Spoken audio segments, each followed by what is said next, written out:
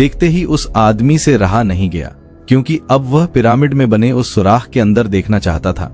अंदर दाखिल होते ही उस आदमी ने खुद को पिरामिड के अंदर बने एक सीक्रेट चेंबर में पाया, जिसकी दीवारों पर अजीबोगरीब लिखाई में कुछ लिखा हुआ था। नजरिए यही वो पॉइंट था जिसने दुनिया भर के रिसर्चर्स और आर्कियोलॉजिस्ट को झिंझोड़ कर रख दिया। यही वह दिन था जब दुनिया को मालूम पड़ा कि पिरामिड्स के अंदर सीक्रेट चैम्बर्स भी मौजूद हैं, जिन पर आज तक रिसर्च चल रही है। इस वीडियो के पार्ट 1 में हमने देखा कि कैसे 4500 साल पहले इजिप्शियंस ने बगैर कंपास के ना सिर्फ पिरामिड की हर साइड को एग्जैक्ट डायरेक्शन दी, बल्कि बगैर लेजर लेवल के जमीन को परफेक्टली लेवल भी किया। न सिर्फ इतना, बल्कि हमने यह भी जाना कि उन्होंने कैसे बगैर मॉडर्न टूल्स के 50 टन वजनी पत्थरों को स्क्वायर शेप दिया और उनको बिना किसी क्रेन की मदद से पिरामिड के टॉप तक भी पहुंचाया। यह तमाम चीजें जानने के बाद रिसर्चर्स परेशान थे कि किंग्स चेंबर में मौजूद 1 पीस ग्रेनाइट से बनाया हुआ यह ताबूत अंदर इस छोटे से सुराख से कैसे लाया गया, पिरामिड को बनाने का मकसद क्या था। और रोबोटिक कैमरा ने जब पिरामिड के अंदर पत्थर के स्लैब में सुराख किया तो उसके अंदर वो कौन सा मंजर देखा गया जो पिछले 4500 सालों से किसी ने भी नहीं देखा था। यह सब आप जान सकेंगे वीडियो के इस पार्ट में। तो आइए शुरू करते हैं। चैलेंज नंबर 7, गीजा का ग्रेट पिरामिड तमाम पिरामिड के मुकाबले में सबसे ऊंचा और चौड़ा पिरामिड है। उसके अंदर अभी तक 2 हिडन चैम्बर्स तलाश किए जा चुके हैं।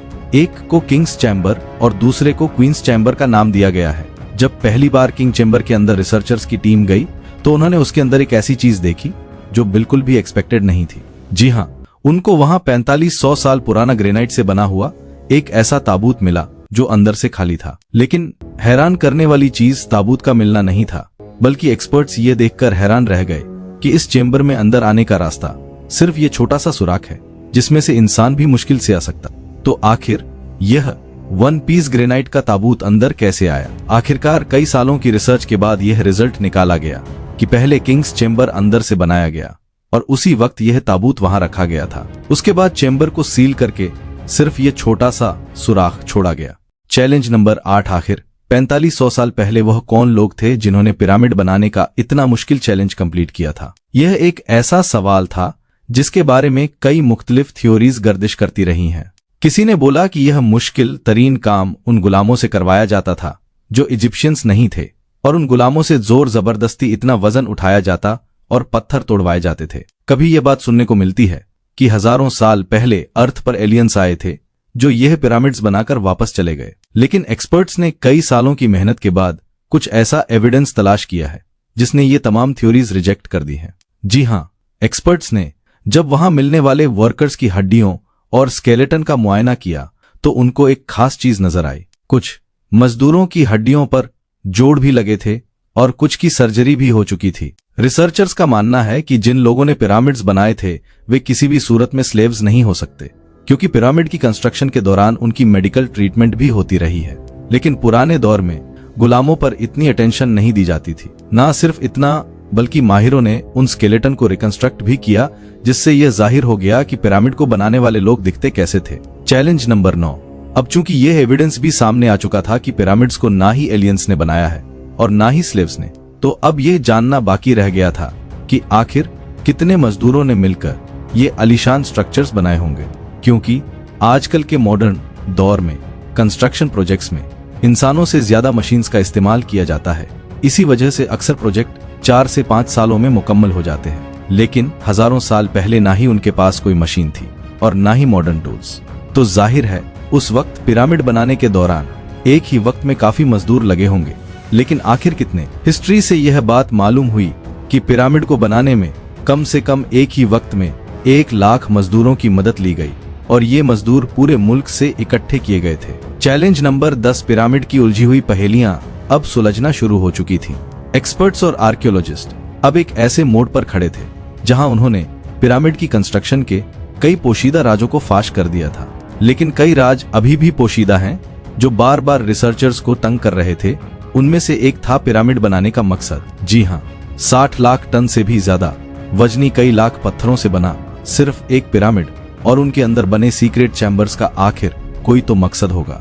रिसर्चर्स का मानना था कि सिर्फ ममीज को दफनाने के लिए इतना टाइम झाम नहीं किया जा सकता, बल्कि इन पिरामिड्स का कोई और खास मकसद भी था। इस मकसद को जानने के लिए दुनिया भर से मुख्तलिफ इदारों से मदद हासिल की गई और यह रिजल्ट निकाला गया कि पिरामिड का मकसद था इंसानों को खुदा बनाना।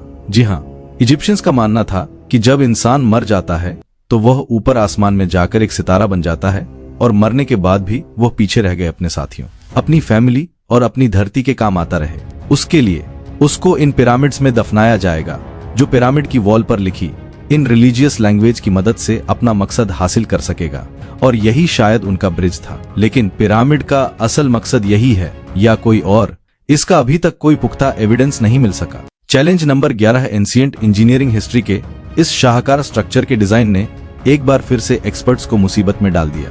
यह मामला शुरू हुआ था गीजा के पिरामिड की एक एरियल फोटोग्राफ से, जिसमें देखा गया कि इन तीनों पिरामिड्स का स्ट्रक्चर एक दूसरे से अलाइड नहीं है।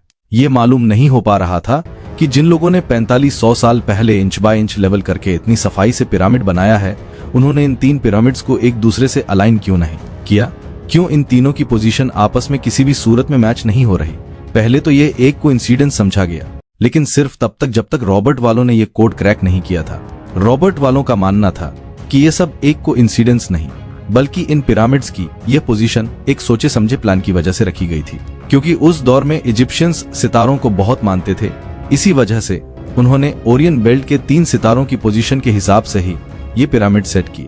अगर गौर किया जाए तो इन 3 सितारों में से 2 ब्राइट सितारे हैं और एक सितारा थोड़ा डिम भी है और इन दोनों से हटा हुआ भी है। सितारों का यही एक पैटर्न गीजा के पिरामिड में भी इस्तेमाल किया गया।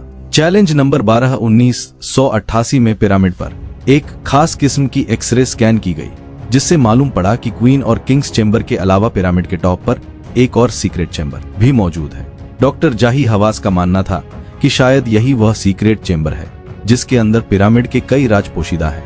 इस सीक्रेट चेंबर तक पहुंचने के लिए 15 सालों के टाइम में एक रोबोटिक कैमरा तैयार करवाया गया, जिसको 1993 में इस छोटी सुरंग में भेजा गया। ठीक 200 फीट के बाद रोबोटिक कैमरा रुक गया, क्योंकि अब उसके सामने पत्थर का एक स्लैब था जिस पर 2 कॉपर हैंडल्स भी लगे थे। लेकिन एक्सपर्ट्स को हर कीमत पर स्लैब के उस पार का मंजर देखना था, जो पिछले 4500 सालों से किसी ने भी नहीं देखा था। इसके लिए मजीद 8 सालों की मेहनत के बाद एक ऐसा रोबोट तैयार किया गया, जिसके आगे ड्रिल मशीन भी लगाई गई थी। 2001 में उस रोबोट ने लाइमस्टोन से बने इस स्लैब में सुराख कर दिया, इतना सुराख कि सिर्फ एक कैमरा उसमें अंदर जा सके। जब कैमरा ने उस छेद के अंदर देखा तो उसके अंदर एक और पत्थर का स्लैब मौजूद था।